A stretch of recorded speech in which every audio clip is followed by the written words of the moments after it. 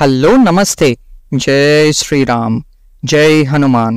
ఈ సంక్రాంతికి 4 సినిమాలు రిలీజ్ అయ్యాయి అండ్ జనాలు వాళ్ళ తీర్పు ఆల్రెడీ ఇచ్చేశారు. అయితే థంబ్నెయిల్ చూస్తే ఈ పాటికే మీకు టాపిక్ అర్థమైపోయి ఉండాలి. అసలు హనుమాన్ మూవీని థియేటర్లో ఎందుకు మిస్ అవ్వద్దు ఇప్పుడు డిస్కస్ చేద్దాం. ఇంకా లేట్ చేయకుండా లెట్స్ గెట్ స్టార్టెడ్.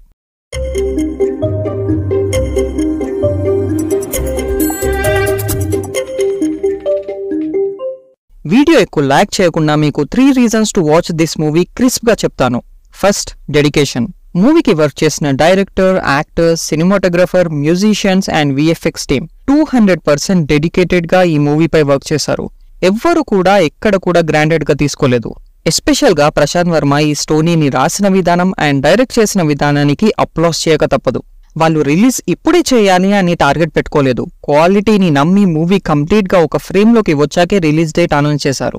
చెప్పాలి అంటే ఈ స్టోరీ పెద్ద కొత్తదేం కాదు. ట్రైలర్ చూస్తే మనకి స్టోరీ అర్థమైపోతుంది. Simple and straight story line, but దాన్ని ఇంట్రెస్టింగ్ గా ఎలా తీసుకెళ్లారు అనేది మెయిన్ విషయం. ప్రశాంత్ వర్మ ఈ మూవీలో ఏ ఆస్పెక్ట్ ని కూడా గ్రాండెడ్ గా తీసుకోలేదు.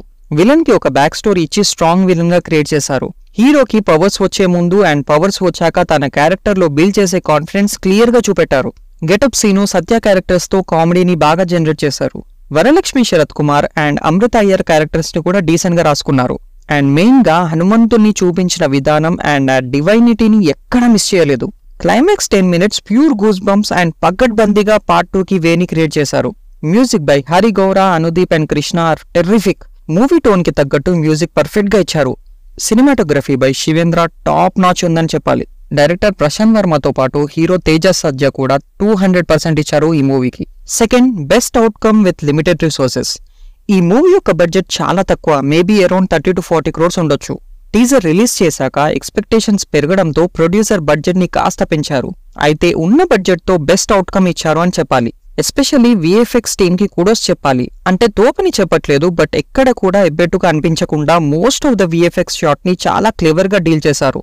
ఇలా ఎందుకు చెప్తున్నాను అంటే ఉన్న 30 crores తో ఇలాంటి అవుట్పుట్ ని తీసుకురావడం అనేది ఒక ఎక్స్ట్రా ఆర్డినరీ వర్క్. ప్రశాంత్ వర్మకి ఇలాంటి అవుట్కమ్ తీసుకొచ్చినందుకు హ్యాట్స్ ఆఫ్ చెప్పాలి. He knew his limitation but he played his cards very very well.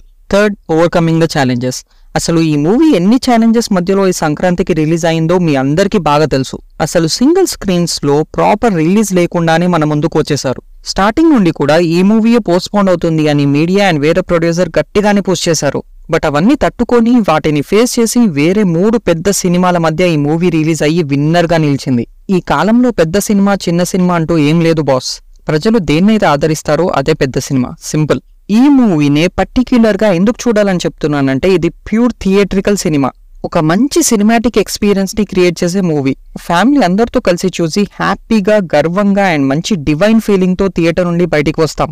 ఇంకా గుంటూరు కారం, సైంధవ్ అండ్ నా సామిరంగా ఎలా ఉన్నాయో నేను మళ్ళీ స్పెషల్ గా చెప్పాల్సిన పని లేదు అనుకుంటా. ప్రజలు ఆల్రెడీ వాళ్ళ తీర్పు ఇచ్చేశారు. So don't miss Hanuman in theatres.